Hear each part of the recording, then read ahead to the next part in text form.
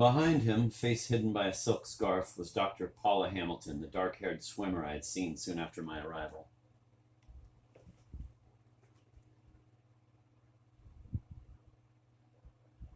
A resident physician at the Princess Margaret Clinic, she was one of the few people who had declined to talk to me.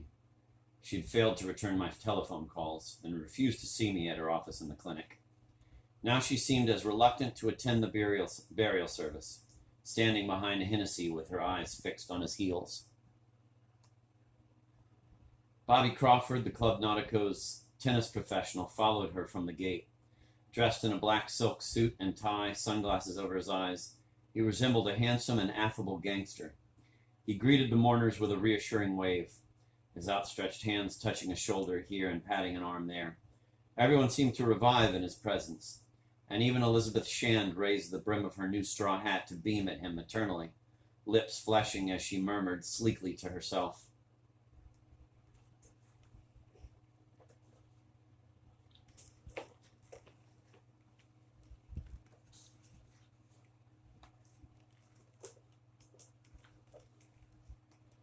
The Reverend Davis completed his perfunctory address, never once meeting the mourner's eyes, and clearly eager to be back with his parish. Stones rattled on the coffin lid as the grave diggers spaded the heavy soil into the grave. Shoulders bent in the sunlight. Unable to control himself, Anderson seized the spade from the older of the men and flailed at the loose soil, shoveling sand and grit onto the casket as if determined to shield the dead girl from any sight of the world that had failed her. The mourners began to disperse, led by the uneasy clergyman. They stopped to look back when a spade rang against an old marker stone. There was a high and almost strangled shout, which Mrs. Shand involuntarily echoed. "Dr. Sanger!" Anderson stood astride the grave, spade held across his chest like a jousting pole, glaring in a deranged way at the psychiatrist. "Doctor, why did you come? Bibi didn't invite you." Sanger raised his hands, as much to calm the watching mourners as to restrain the young Swede. His melancholy smile seemed to float free of his lips. Eyes lowered, he turned from the grave for the last time, but Anderson refused to let him pass. "Sanger, Doctor, Professor, don't go away." Anderson pointed mockingly to the grave. "Dear doctor, Bibi's here. Have you come to lie with her? I can make you comfortable." A brief but ugly brawl followed. The two men grappled like clumsy schoolboys, panting and heaving until Bobby Crawford wrenched the spade from Anderson's hands and sent him sprawling to the ground. He helped Sanger to his feet, steadied the shaken psychiatrist, and dusted his lapels.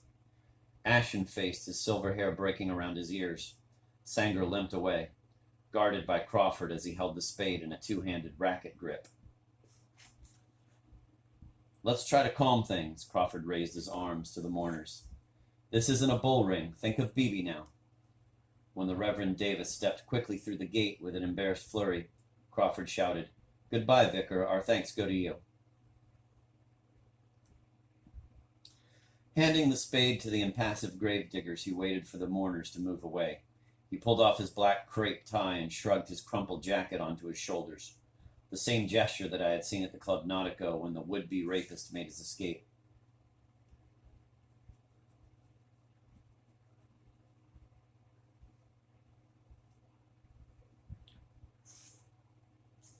The cemetery was almost empty. Paula Hamilton slipped away with Hennessy, denying me another chance of speaking to her. Mrs. Shand was helped by Sonny Gardner into the rear seat of her white Mercedes, where she sat grim-mouthed. Anderson stared at the grave for a last time. He smiled gamely at Crawford, who waited amiably beside him, saluted the settling earth, and walked stiffly to the gate. The gravediggers nodded without comment as they accepted Crawford's tip, resigned to any behavior by the foreigners in their midst. Crawford patted their shoulders and stood beside the grave, head lowered as he mused to himself. Almost alone now in the cemetery, he had switched off his ready grin, and a more thoughtful face settled itself over his fine bones. An emotion close to regret seemed to touch his eyes, but he gestured in a resigned way and set off for the gate. When I left a few minutes later, he was staring over the wall at the gilded statues of the Catholic cemetery. "Cheerful, aren't they?" he commented as I walked past him. One good reason for being a Catholic. You're right, I stopped to size him up. Still, I imagine she's happy where she is. Let's hope so. She was very sweet. And that's cold ground in there. Can I give you a lift? He pointed to a Porsche parked under the cypresses. It's a long way back to town. Thanks, but I have a car. Charles Prentice, you're Frank's brother. He shook my hand with unfeigned warmth. Bobby Crawford, tennis pro and dog's body at the Club Nautico. It's a pity we had to meet here. I've been away a few days, looking at property along the coast. Betty Shan's itching to open a new sports club. While he spoke, I was struck by his intense but refreshing manner, and by the guileless way he held my arm as we walked towards our cars. He was attentive and eager to please, and I found it hard to believe that he was the man who had carried out the attempted rape. I could only assume that he had lent the car to a friend with far rougher tastes. I wanted to talk to you, I said. Hennessy tells me you're an old colleague of Frank's. Absolutely, he brought me into the club. Until then I was just a glorified tennis bum. He grinned, showing his expensively capped teeth.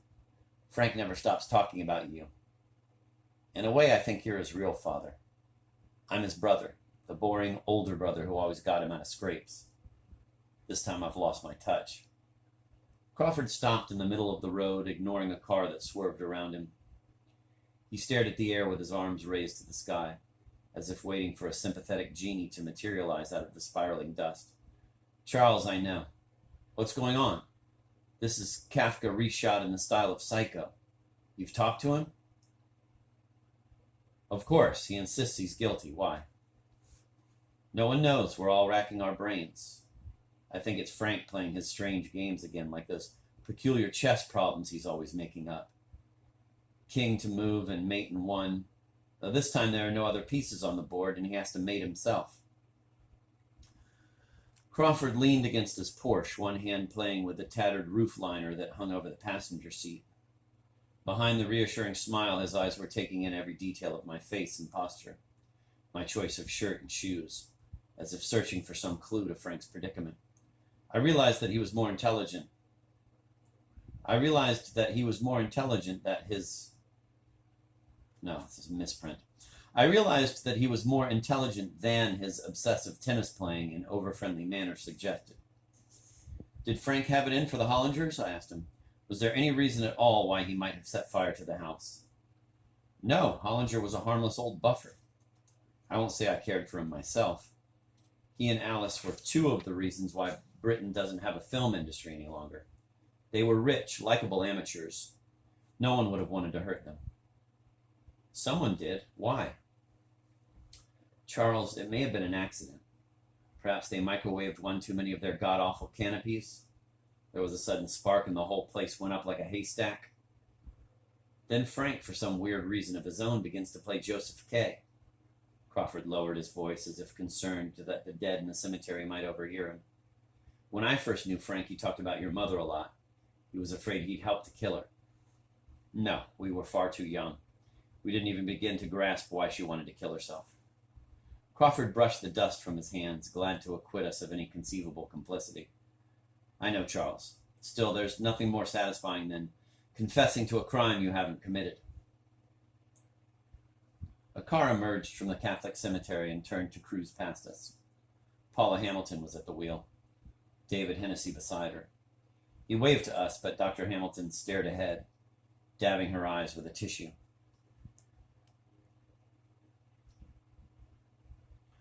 She looks upset. I winced at a clumsy gear change. Why the Catholic cemetery? She's seeing an old boyfriend, another doctor at the clinic. Really? A strange rendezvous. Rather macabre in a way. Paula doesn't have much choice. He's lying under a headstone. He died a few years ago from one of these new malarias he picked up in Java. That's hard. Was she close to the Hollingers? Only to their niece and B.B. Jansen. Crawford stared through the gate into the Protestant cemetery, where the grave diggers were loading their spades onto the cart. A pity about B.B. Still, you'll like Paula. Typical woman doctor. A calm and efficient front, but inside rather shaky. What about the psychiatrist, Dr. Sanger? No one wanted him here. He's something of a shady character, interesting in his way, He's one of those psychiatrists with a knack of forming little menages around themselves. Menages of vulnerable young women? Exactly. He enjoys playing Svengali to them. He has a house in Estrella de Mar and owns some bungalows in the Costa Sol complex. Crawford pointed to a large settlement of villas and apartment houses a mile to the west of the peninsula.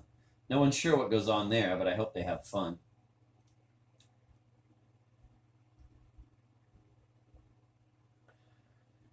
I waited as the gravediggers pushed their cart through the cemetery gate. A wheel lodged in a stony rut, and one of the spades fell to the ground. Crawford stepped forward, ready to help the men, then watched wistfully as the cart moved along the pavement, its wheel rims grating.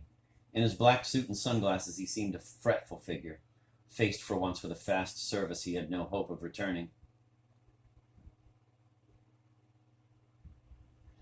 I guess that he, Anderson, and Dr. Sanger were the only ones to mourn the dead girl. I'm sorry about Bibi Jansen, I said when he returned to the car. I can see you miss her. A little, but these things are never fair. Why did the others bother to attend? Mrs. Shand, Hennessy, the Keswick sisters. For a Swedish housemaid? Charles, you didn't know her. Bibi was more than that. Even so, could the fire have been a suicide attempt? By the Hollingers? On the Queen's birthday? Crawford began to laugh, glad to free himself from his somber mood. They'd have been posthumously stripped of their CBEs. What about Bibi? I take it she was once involved with Sanger? She might have been unhappy at the Hollingers. Crawford shook his head, admiring my ingenuity. I don't think so. She liked it up there. Paula had weaned her off all the drugs she was taking. Who knows, though? Some sort of hysterical outburst? Charles, come on. His spirits lightening. Crawford took my arm. Be honest with yourself. Women are never that hysterical. In my experience, they're intensely realistic. We men are far more emotional. Then what can I do? I unlocked the driver's door of the Renault and fiddled with the keys, reluctant to take my seat. I need all the help I can get. We can't just leave Frank to rot. The lawyer estimates he'll get at least 30 years. The lawyer? Senor Denvilla? He's thinking of his fees. All those appeals. Crawford opened the door and beckoned me into the driver's seat. He took off his sunglasses and stared at me with his friendly but distant eyes. Charles, there's nothing he can do. Frank will solve this one himself. He may be playing his end game, but it's only just begun, and there are 63 other squares on the board.